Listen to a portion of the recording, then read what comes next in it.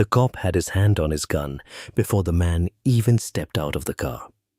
In the carpool lane of one of Virginia's most prestigious private schools, in front of many parents, teachers, and children, Officer Derek Harlan decided that this particular man, this well-dressed, calm, patient man who had done absolutely nothing wrong, looked like he did not belong.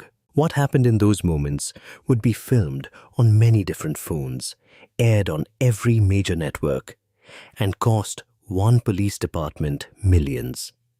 But the real twist was that nobody knew who Kade Vale actually was. The day at Westbrook Academy in Fairfax County, Virginia, started the way most school days do, with the gentle choreography of wealth and routine. Westbrook was the kind of school that parents fought for, not with arguments and desperation, but with donation checks, board appointments, and politely worded legal threats. The campus sat on acres of manicured grounds off Old Dominion Drive, a place where the tuition was high, and the parking lot looked like a luxury car dealership, had spontaneously relocated itself to the suburbs of Washington, D.C. By the time the carpool lane became a slow-moving river of Mercedes SUVs, Range Rovers, and one conspicuously understated black Chevy Suburban, government plates, no chrome, no flash, just clean and purposeful, the kind of vehicle that, if you knew anything, you recognized immediately. The kind that belonged to someone who did not need to announce themselves. Kade Vale had been trying to make this pickup for some time. His calendar was the kind of document that national security analysts referenced. It had slots marked classified, briefing, Joint Chiefs, Senate oversight. His assistant, a meticulous woman named Carol Briggs, who had worked for 3 FBI directors over her career, had color-coded his schedule in 7 different categories: red for critical, blue for congressional, green for personal. The pickup at Westbrook Academy had been green, personal, for many consecutive times. He had missed most of them. His young daughter Lila was in 4th grade. She loved horses, macaroni art, and the animated film Moana, which she had seen many times by her own careful count. She had her father's eyes, dark, steady, observant, and her mother's laugh, which arrived suddenly and took over entire rooms. Lila had been asking, in the quiet, persistent way that children ask for things they have stopped expecting, when Daddy was going to be the one to pick her up again. Today was the day. Kade had told Carol to hold everything after early in the day. He had told his security detail he was taking the Suburban alone, a request they hated, had protocols against, and ultimately could not refuse because he was, in fact, the director of the Federal Bureau of Investigation. He outranked the protocol. He pulled into the Westbrook carpool lane and sat there with the quiet satisfaction of a man who, for once, was exactly where he wanted to be. He had loosened his tie. He had the radio on low. Ordinary love. He was wearing a charcoal suit that had been tailored sometime earlier and still fit perfectly because, despite everything, Kade Vale had discipline in his bones. He was a seasoned man, 6'2", broad-shouldered, and completely, utterly, dangerously calm. This was important later, the calmness. People would describe it 100 different ways in 100 different accounts. He was so quiet. He was not moving. He had his hands on the wheel. The calmness was not performance. It was not compliance.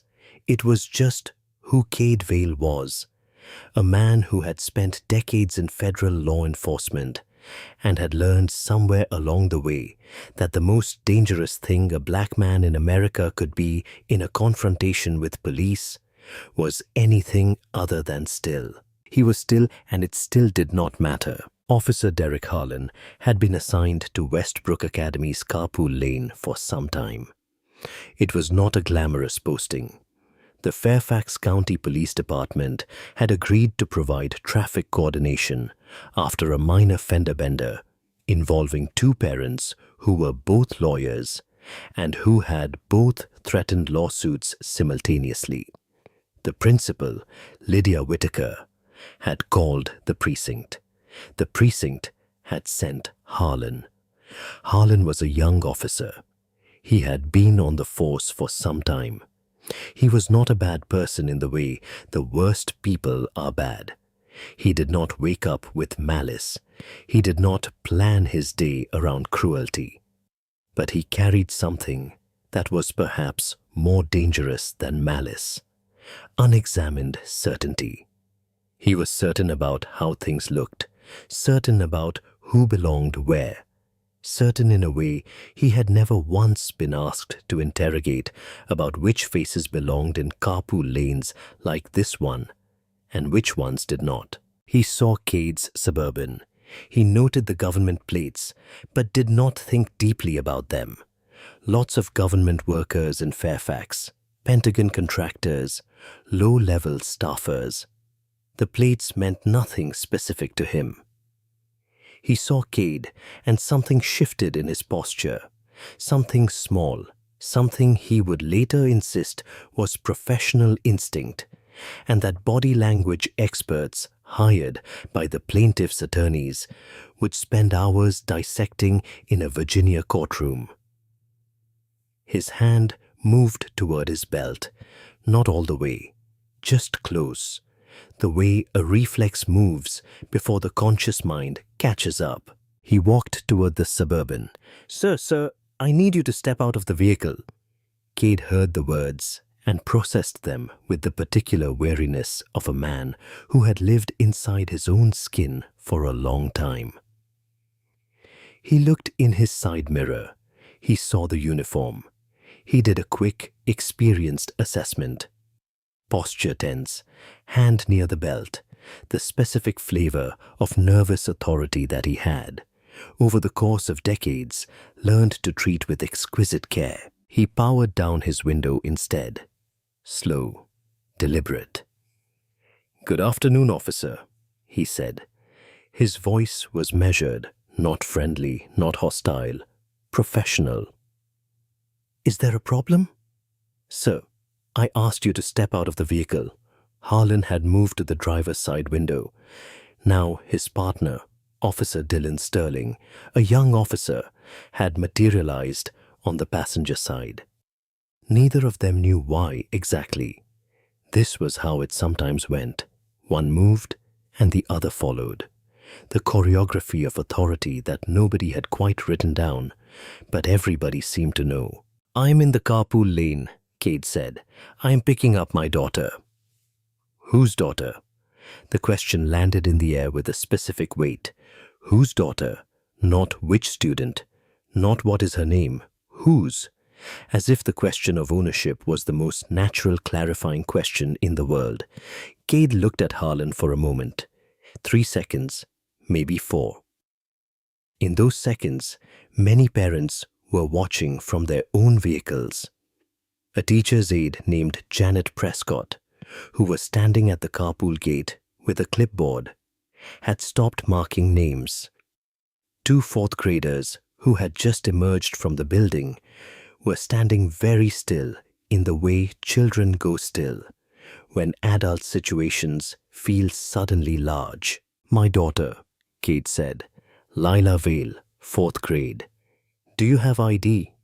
"Officer, do you ask every parent in this line for ID?" It was not a challenge. It was a genuine question posed with the precision of a man who had spent decades separating relevant from irrelevant. But Harlan heard something in it, or constructed something, and the hand moved all the way to the belt. "Now, sir, I'm going to need you to step out of the vehicle now. On what grounds? Sir, I'm asking you a specific question. Kade's voice had not risen, not even half a note. On what legal grounds are you asking me to exit my vehicle? I'm in a lawful carpool lane. I have committed no traffic violation. I have not been aggressive. I have identified myself by name and stated my purpose. So I am asking you, on what grounds? This was the moment trial attorneys would later agree, where a more experienced officer would have paused, would have taken a breath, would have perhaps stepped back and asked a supervisor, would have recognized the question for what it was. Not obstruction, but legitimate inquiry from someone who clearly knew his rights. Harlan was not a more experienced officer. Out of the vehicle. Final warning. Kade Vale opened the door. He stepped out slowly, hands visible, suit jacket falling perfectly around his shoulders, tie loosened but still present. And he stood beside his Suburban in the sun while Sterling came around, and another two officers who had apparently been nearby pulled in behind the Suburban in response to a radio call nobody on the outside could hear.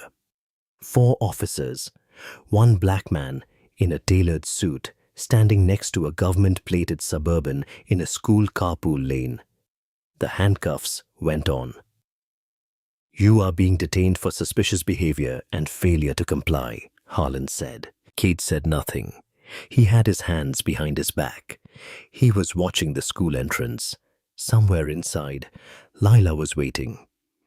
He was thinking about that, just that.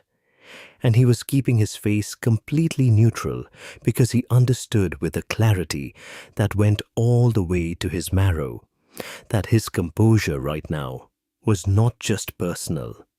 It was survival. What nobody, not Harlan, not Sterling, not the 2 backup officers, had yet done was run the plates.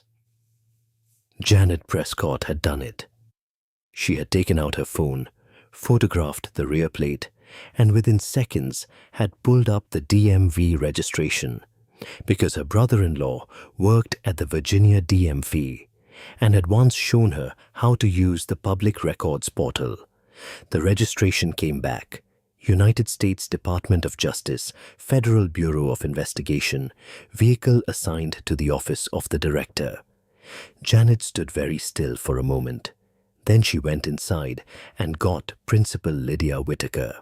Principal Lydia Whitaker had been principal of Westbrook Academy for some time. She was white-haired, small-statured, and possessed of a kind of institutional authority that had calcified over the years into something close to impenetrable. She had handled board members, donors, divorcing parents fighting over pickup schedules, and one very memorable incident involving a sitting U.S. senator and an unpaid auction paddle. She had handled all of it with a combination of perfect manners and absolute zero tolerance for nonsense.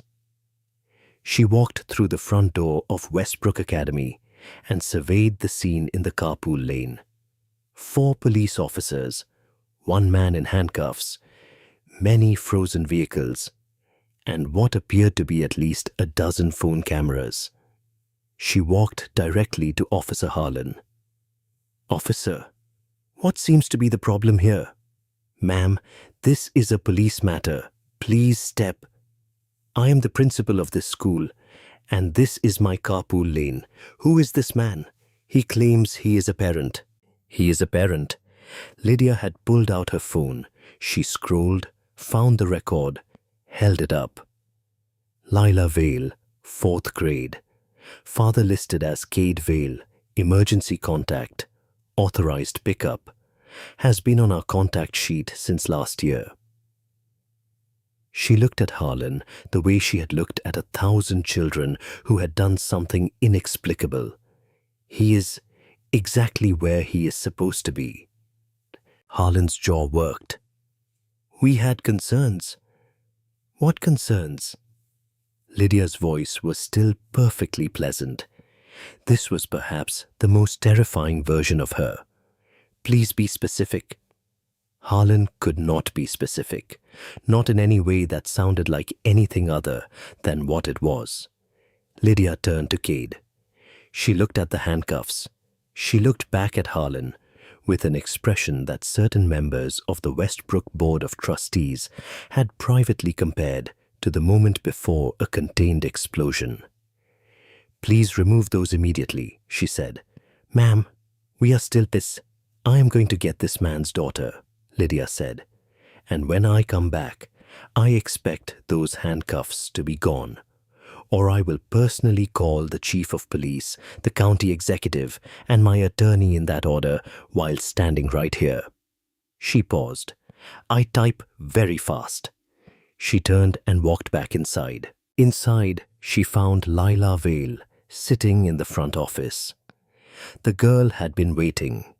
She had her backpack on both shoulders, the posture of a child who is ready, who has been ready, who is determined not to be the last one out the door on the day Daddy was supposed to come. "Lila, sweetheart," Lydia said in a voice she reserved for moments requiring extraordinary gentleness.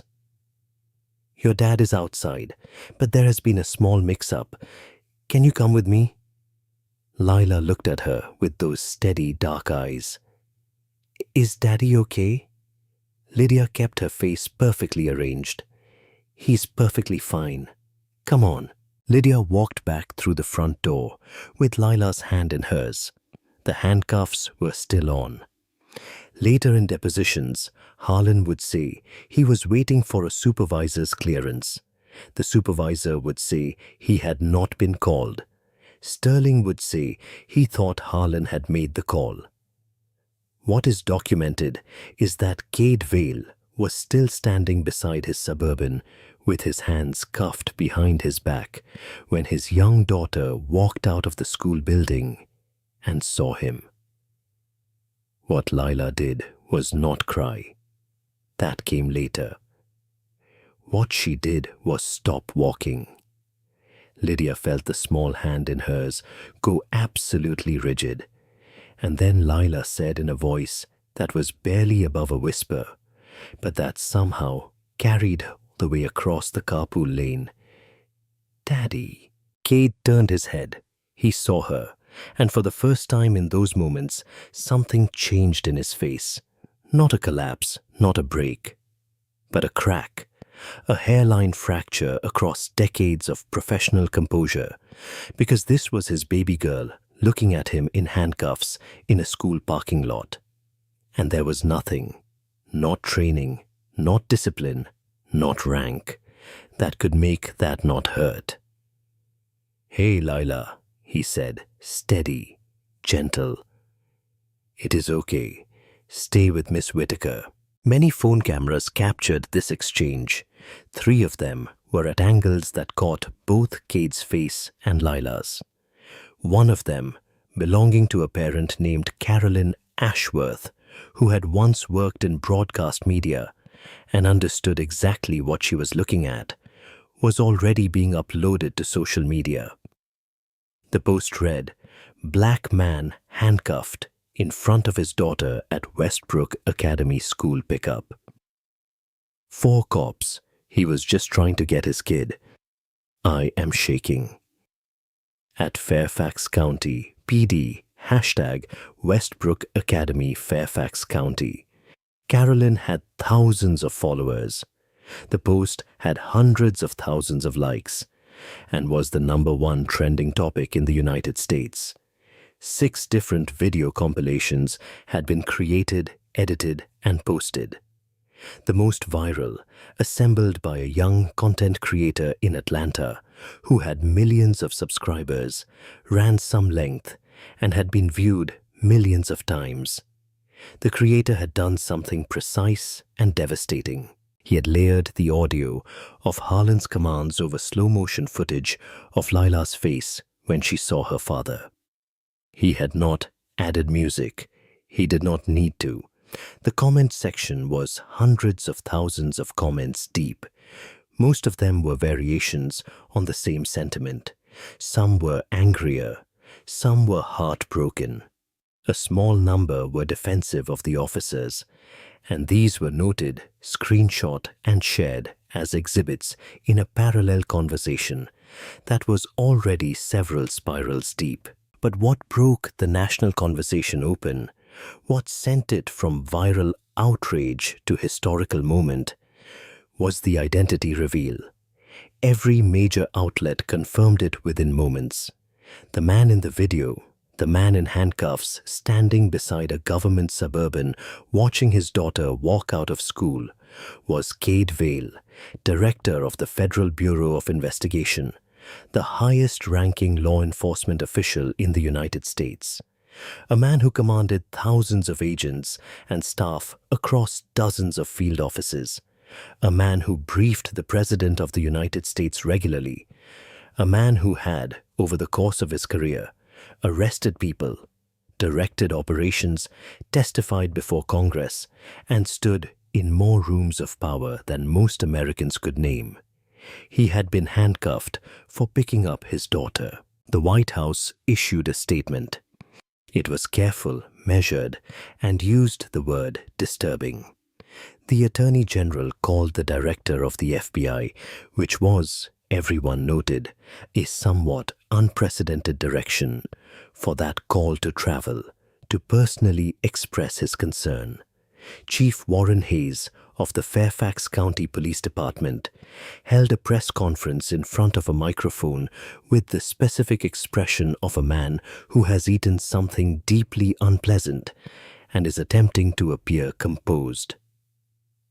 "We take all incidents of this nature seriously," Chief Hayes said. "Officer Harlan has been placed on administrative leave pending a full internal review. We want to extend our—" A reporter from the Washington Post interrupted. "Chief Hayes, is it your department's policy to ask parents for ID in the carpool lane?" "No, it is not." Was Officer Harlan following policy when he asked Director Vale for ID? The review will. Was he following policy when he applied handcuffs? Chief Hayes looked at the podium as if it might offer rescue. It did not. Harlan's social media accounts had been found, archived, and were being analyzed by hundreds of thousands of people simultaneously. What they found was not a monster. It was something more mundane and perhaps more troubling. A young man's ordinary life, ordinary opinions, ordinary blind spots, and one post from some time earlier that used the phrase, "profiling gets results," in defense of a controversy that had nothing to do with Fairfax County, but said everything necessary about the lens through which Officer Derek Harlan saw the world. The post had few likes when it was posted. It had millions of impressions. At some point, Harlan sat in his apartment with the curtains closed and his phone on the floor, and he thought for the first time, slowly, uncomfortably, in the dark, about the question the man in the suit had asked him. On what grounds? He did not have a good answer. He had not had one in the carpool lane either. He just had not known it then. Here is where the story turns. Because while the internet was processing Director Vale and the viral moment and the White House statement and Chief Hayes' press conference, something else was happening in the background. Something that almost nobody caught until a researcher named Allison Reyes, who wrote a legal accountability newsletter called The Fourth Amendment Review, published a deep dive piece that began moving through legal and law enforcement circles like a slow-burning fire. Allison had pulled the internal communications log of the Fairfax County Police Department's traffic coordination program. It was public record. Technically, most people did not know to look for it. She had been covering municipal police department procedures for some time and knew exactly which FOIA requests to file and which clerks to call. What she found was this. Officer Derek Harlan had not been randomly assigned to Westbrook Academy. He had requested the posting. He had put in for the Westbrook carpool detail sometime after a different officer. A black officer named Sergeant Dennis Crawford had been initially assigned to it. Harlan had filed a shift preference form, which was routine, but he had also sent an email to his shift supervisor citing familiarity with the neighborhood and community relationship goals. His supervisor, Lieutenant Gary Folsom, had approved the swap without thinking much about it. Sergeant Crawford had been curious about the reassignment at the time, but had not pushed it. He was professional that way. He had noted it, filed it away, and moved on. Allison Reyes had also pulled something else, the carpool lane incident log for the time Harlan had been stationed at Westbrook. In that time, he had documented multiple suspicious individual checks. She cross-referenced the descriptions. Most were black or Hispanic. The pattern was not an anomaly. It was a frequency. Then came the deeper twist, the one that nobody saw coming. Allison, while pulling Harlan's record, found something that had been partially redacted in an older file. She filed an expedited FOI, a request for the full document. It came back. Derek Harlan had been involved in a prior incident sometime earlier at a different location in Fairfax County. He had detained a man named Malcolm Ellis, a black contractor, for loitering outside a home in a neighborhood where Ellis had a signed contract to do renovation work. Ellis had complained. The complaint had been reviewed internally. The finding: officer exercised appropriate caution. No action taken. Malcolm Ellis had not had a government-plated Suburban. Malcolm Ellis had not been the director of the FBI. Malcolm Ellis's complaint was paragraphs in a file that had gone nowhere. Allison Reyes published The Ellis Connection. The piece was shared hundreds of thousands of times in hours. Malcolm Ellis gave his first interview sitting at his kitchen table in Woodbridge, Virginia. His signed renovation contract visible on the table in front of him. He was quiet, deliberate, and precise about every detail.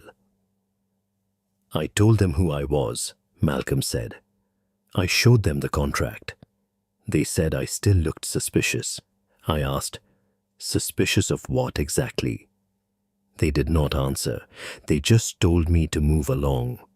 He paused. "Nobody put me on the news. Nobody made it a story. I just went home and tried to finish the job." He looked at the camera. Same thing happened to that man, except he was the FBI director, and now everybody is upset. Malcolm Ellis had few followers before that morning. He had hundreds of thousands by evening. The lawsuit was filed soon after. Kade Vale did not file it himself. He had been careful about that, precise in his public statements, measured in his appearances, unwilling to use his position as a weapon when a private citizen in the same situation would not have had access to those same weapons. What he said in his one public statement, delivered in a short press appearance with Lila at his side, was this: "I am the director of the FBI. I should not have been treated that way. But here is what I need every person watching this to understand. Malcolm Ellis is a contractor from Woodbridge. He was treated the same way. So was the man before him, and the man before that, and the thousands of men whose names you will never know, because they did not have government plates and a viral video. My daughter asked me that night if I was okay. I told her I was.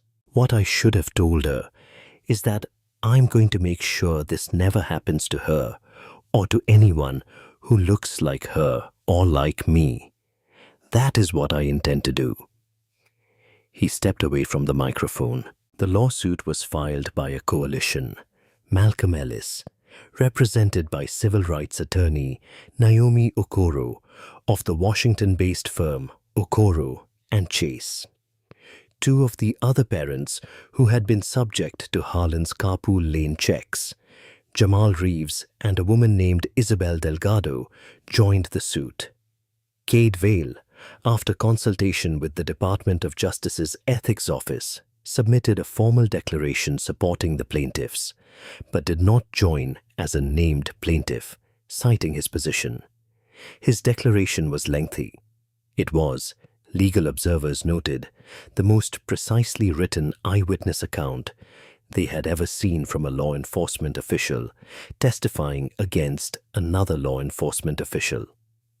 Naomi Okoro read the first pages in her office and then sat quietly for a moment before calling her paralegal in and saying simply, "We are going to win this." The suit named Officer Derek Harlan, Lieutenant Gary Folsom, Chief Warren Hayes, and Fairfax County. It alleged civil rights violations under federal code, racial discrimination, false imprisonment, and a systemic pattern of discriminatory enforcement. The discovery process was where things began to unravel for the defense, with the specific terrible momentum of a building whose foundation has cracked. Harlan's text messages were subpoenaed. Among them was a text sent to Officer Dylan Sterling on the morning of the incident, in which Harlan wrote, "Working the school pickup again. These Westbrook parents need to chill with their attitude." Sterling had responded, "LOL. Anyone give you trouble?" Harlan, "Not yet, but there is always a few who think they can park wherever." Then minutes later, "You know, the type that pulls up in a nice car, but something is always a little off." The jury, when shown this exchange, was silent for a very long time. Folsom's email approval of the posting swap was entered into evidence. A use of force expert named Dr. Leonard Caputo, retired from the NYPD after decades, testified for hours about departmental standards for applying handcuffs and the specific circumstances under which physical restraint was appropriate in a carpool line. His conclusion, delivered with the flat precision of a man who had seen too much to be anything but honest, was, "There is no circumstance described in Fairfax County's own policy manual that would authorize this detention. None." Chief Warren Hayes was deposed. It lasted hours. Afterward, his attorney declined to comment. The county's insurance carrier called for a settlement conference sometime into discovery. The settlement was reached. Fairfax County agreed to pay $35.7 million to be distributed among the plaintiffs, their legal fees, and a newly established community oversight fund. Harlan was terminated. Folsom was demoted. Chief Hayes took early retirement, which his department statement described as voluntary. The oversight fund was named at Malcolm Ellis's suggestion after no one famous. It was named after his grandmother. This is the part of the story that is hardest to tell simply. Derek Harlan sat across from a journalist named Peter Brangan at a diner in Springfield, Virginia, after the settlement, after termination, after everything. And he was not the monster the internet had decided he was. And he was not blameless. And he was not redeemed. And he was not destroyed. He was a young man, and he was sitting with what he had done in a way that was visibly uncomfortable and not yet complete. He had started seeing a therapist in the time after. Her name was Dr. Gloria Fitch. She had recommended a specific kind of work: implicit bias training, anti-racism education, and most importantly, a process she called accountability archaeology, digging through the assumptions you had built so slowly and so long ago that you did not know they were there until something enormous crashed through them. I keep thinking about what he asked me, Harlan told Brungen. His coffee was untouched. On what grounds? And I keep not having a good answer. And every time I try to build one, it falls apart. He paused, because the answer is, I saw him, and I saw something that made me uncomfortable. And I told myself that was instinct. But it was not. It was just what I had always been taught to see. And I never asked who taught me or why or whether they were right. He looked out the window. They were not right. This was not absolution. Naomi Okoro, when Brungen asked her about Harlan's interview, said, "What he is describing is the bare minimum of honest self-reflection. It is a starting point, not an ending point. My clients do not get to move on because he is going to therapy." Jamal Reeves had nightmares for some time. Isabel Delgado's son, who was in the car, has anxiety attacks. Lila Vale is a young girl, and she watched her father get handcuffed. Her voice was even and steady, so good for Derek Harlan that he is in therapy. The work he has to do will not be finished for a very long time. Malcolm Ellis was not interviewed for the Brungen piece. His publicist, he had a publicist now, something that still made Malcolm laugh, with the specific bewilderment of a man whose life had been rearranged by accident, said he was focused on a project. He was working with a non-profit called the Ordinary Citizens Legal Defense Fund, which he had co-founded with two of the other incident victims to provide legal representation to people who filed police complaint forms that went nowhere. The complaint I filed, Malcolm had said in an earlier interview, went into a folder. The folder went into a cabinet. The cabinet is probably still there. I want to make sure the next Malcolm Ellis does not just go home and try to finish the job. The fund had by then handled dozens of cases in Northern Virginia. Many had resulted in formal sanctions against officers. Several had resulted in policy changes. None of them had involved the FBI director. All of them had involved someone equally deserving of justice. He took her to ice cream that night, a place in McLean called the Scoop Box, which had been her favorite since she was small, because they did custom mix-ins. And the woman behind the counter, whose name was Patty, always gave Lila extra sprinkles and called her Miss B. They sat at a table by the window. Lila had chocolate with gummy bears and crushed Oreos. Kade had plain vanilla because he always had plain vanilla, and Lila always made fun of him for it. "Daddy," she said, "why did the police do that?" Kade put his spoon down. He looked at his daughter, young, serious eyes, Oreo crumbs on her chin, and he made the kind of decision that parents make in the moments that shape everything. He decided to tell the truth, not all of it. She was young, but enough. Because sometimes, he said, people make assumptions about someone based on how they look, and sometimes those assumptions lead them to do things they should not do.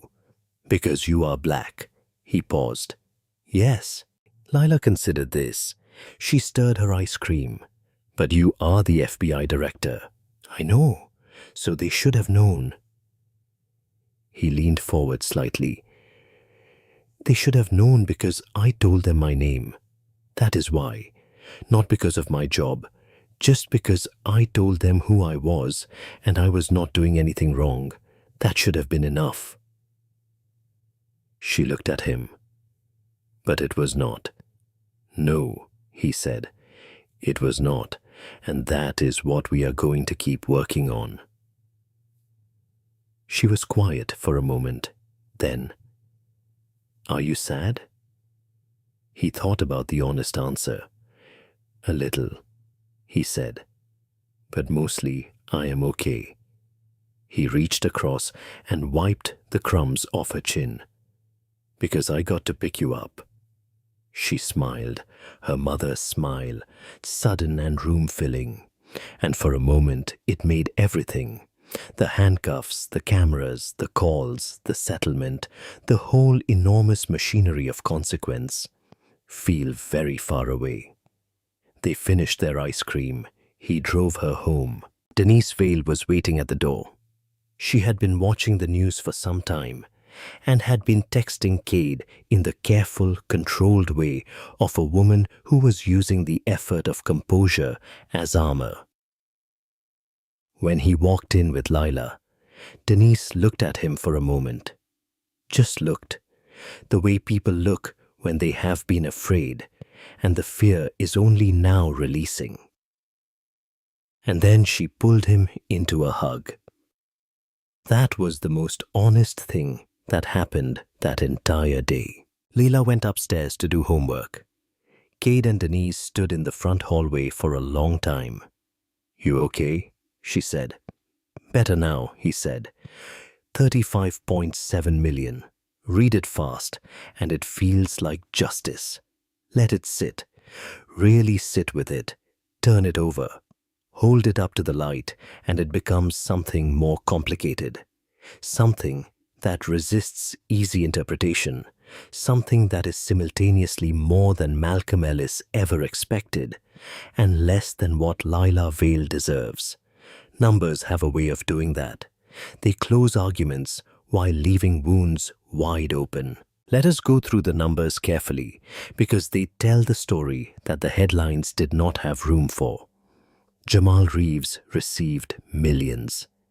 He is a project manager who had been picking up his daughter from Westbrook for some time without incident until Harlan's time on the posting, when he was asked to step out of his Lexus and explain why he was in the carpool lane. He had explained calmly, in detail. He had shown his ID, shown his daughter's school record on his phone, and waited while Harlan radioed something to someone who apparently confirmed that yes, this man's child did indeed attend the school. Jamal was never handcuffed, but he sat in his car for some time while other parents moved around him and his daughter stood at the curb watching. And something happened in those moments that a multi-million-dollar settlement cannot fully address. He still flinches when he sees a police cruiser in a parking lot. Not a dramatic flinch, not something you would notice if you were not looking for it. A small involuntary tightening across his shoulders, a half-second recalibration, a tax that his body pays every single time. He described it in a podcast interview with host Dana Whitfield, who runs a long-form civil rights program called Reckoning Room. It is not fear exactly, Jamal said. It is just awareness, heightened, permanent awareness. And I hate that they gave me that because I did not ask for it and I cannot give it back. He used most of the settlement to pay off his mortgage and set up college funds for his children. He said, when asked if the money helped, that it helped with the mortgage. It had not touched the shoulders. Isabel Delgado received millions. She had been in the carpool lane on a day sometime before the Vale incident when Harlan had approached her window and asked with the particular tone of someone who has already decided something, whether she was in the right place. Her son Marco was young and sitting in the booster seat directly behind her. He heard everything. He watched everything. He asked afterward why the police were mean to Mommy. Isabel did not know how to answer that and still does not, and she has had professional help trying to figure it out. Marco is in elementary school now. His therapist describes him as making progress, which is one of those clinical phrases that contains enormous amounts of pain inside very few words. He is afraid of uniformed authority figures. He sometimes cries when he sees a police car on television. He is young and he is working on it, and it cost millions to establish legally that he should not have had to start working on it at all. Malcolm Ellis received millions, which reflected both the Westbrook encounter and the earlier incident that Alison Reyes had surfaced. The renovation job, the signed contract on the table, the minutes of explaining himself to an officer who had already made up his mind. Malcolm donated a large sum to the Ordinary Citizens Legal Defense Fund immediately upon receipt, before the check had even fully cleared. He framed the donation confirmation and hung it above the fireplace. His wife, Patricia, said it was the most Malcolm thing he had ever done. He said she was not wrong, and he was not sorry, and he would do it again tomorrow. The remaining millions went to legal fees, court costs, administrative expenses, and the Community Oversight Fund, the one named after Malcolm's grandmother, Eunice May Ellis, who had grown up in rural Georgia, and who Malcolm said would have had precisely zero patience for any of this, and would have been in that carpool lane with a clipboard before anyone thought to call a lawyer. Now here is what the $35.7 million did not do. It did not undo the moments of a young girl watching her father in handcuffs. It did not retrieve Malcolm Ellis's original complaint from the county folder where it had been filed, reviewed, closed, and forgotten. That document still exists, still technically marked "No action warranted," a quiet monument to how these things usually end. It did not give Isabel Delgado's son back his uncomplicated relationship with police officers, which he had on one day and did not have by the next. It did not restore the version of Jamal Reeves who used to merge easily into traffic behind a squad car without thinking twice. What the money did, what it does in cases like this when the system works as it rarely works, is create a record, an inescapable, permanent, legally certified, publicly accessible record that states with the full weight of institutional authority: this happened, it was wrong, these people were harmed, and here are the consequences. The record cannot be unfiled. It cannot be closed with a two-sentence finding. It exists. It goes in a different kind of folder, the kind that lawyers cite, the kind that journalists reference, the kind that future plaintiffs hand to future attorneys when they sit across a desk and ask, "Has this happened before?" It has happened before. The record now says so with dollar amounts attached. Records matter. They are not sufficient. They are not healing. They are not restoration. But they are permanent in a way that a complaint in a cabinet is not. And permanence has its own kind of power. Alison Reyes's newsletter, The Fourth Amendment Review, had thousands of subscribers the morning she published her deep dive investigation into Harlan's pattern of stops. It had hundreds of thousands by spring. She has hired additional researchers and is currently tracking similar carpool lane and public space detention patterns in other jurisdictions across Virginia, Maryland, and Georgia. She is building a database. She is cross-referencing complaint logs, FOIA requests, and settlement records. She has not slept a full night since the incident, and she considers this, on balance, a fair trade. Though she did recently buy a better coffee maker, which her husband Greg described as the most hopeful sign he had seen in some time. The database is not finished. It will not be finished for a very long time. That is precisely the point. On a morning sometime after the settlement, Principal Lydia Whitaker received a letter. It was handwritten on plain white paper in careful block letters. It was from a woman in Manassas, Virginia, whose name was Beverly Croft. Beverly's son, Nathan, had been detained in a grocery store parking lot the previous year for suspicious loitering. He had been waiting for his mother, who was inside buying bread. Nathan was a teenager. He had been detained for some time. No charges, no incident report, no viral video. Beverly had filed a complaint. It had gone to a folder. After the Vale story broke, Beverly had found Allison Reyes's newsletter. Then she had found Naomi Okoro's firm. Then she had filed a FOIA request, as Allison had described in a piece about how ordinary people could track public records. The FOIA request had surfaced similar incidents involving the same officer. Beverly's case was now open. She had written to Lydia Whitaker because Lydia had been quoted in coverage of the incident, saying she planned to implement a new staff training protocol around community interactions with law enforcement on school grounds.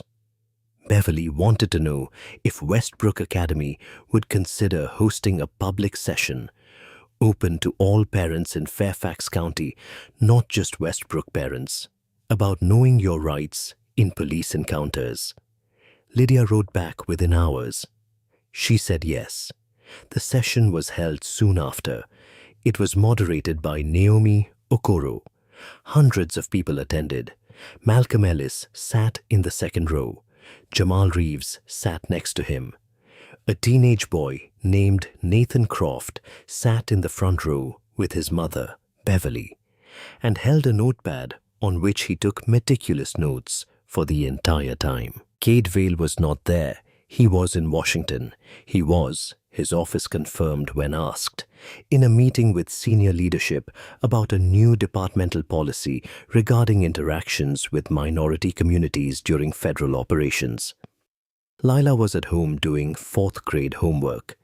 She had written a story that week for class about what she wanted to be when she grew up. Her teacher, a woman named Miss Joanna Park, had read it twice before giving it back. The story said, "When I grow up, I want to be someone who makes things fair, not just for people with government cars, for everybody." Miss Park had written at the top in red pen, "Excellent work, Lila. This is exactly the right idea." Lila got an A. She showed it to her father that evening. He read it standing in the kitchen, still in his suit from work, and he was quiet for a moment, in the way that he was quiet sometimes, the particular stillness that meant something had landed. Then he folded the paper along its original crease very carefully and put it in the inside pocket of his jacket, the same pocket where every morning he kept a photograph of Lila at a young age, sitting on his shoulders at the National Mall, laughing at something just outside the frame. Some things you carry close. Some things you carry because they remind you why the work matters. Kade Vale drove to the Hoover Building early the next morning. He took the elevator to the 5th floor. He walked past the photographs of every FBI director who had come before him. He stopped, as he sometimes did, at the earliest ones. The black and white faces, the formal poses, the long unbroken chain of men who had held this office and who all in their time had believed they were on the right side of something. He thought about what it meant to actually be on the right side. Then he went to work. This story is real in every way that matters. The names are changed, the events are composite. But the dynamic, a black man doing something ordinary and being treated like a suspect, a complaint filed and forgotten, a reckoning that only arrives when someone powerful enough is in the frame. This is not fiction. This happens in grocery stores, parking lots, parks, and school carpool lanes every single day. Malcolm Ellis does not go viral. Nathan Croft does not trend. The complaint goes into the folder. The folder goes into the cabinet. What you do right now matters. If this story made you feel something, anger, recognition, resolve, turn that feeling into action. Hit like so this reaches the person who needs to hear it. Share it because Beverly Croft figured out how to fight back by reading one newsletter, and the next Beverly Croft is in your network right now. Subscribe because we are going to keep telling these stories, the ones that go viral and the ones that do not, until the folder and the cabinet are empty and every Nathan and Malcolm and Jamal gets the same answer that Naomi Okoro promised her clients. We are going to win this. The ripple starts here. Pass it on.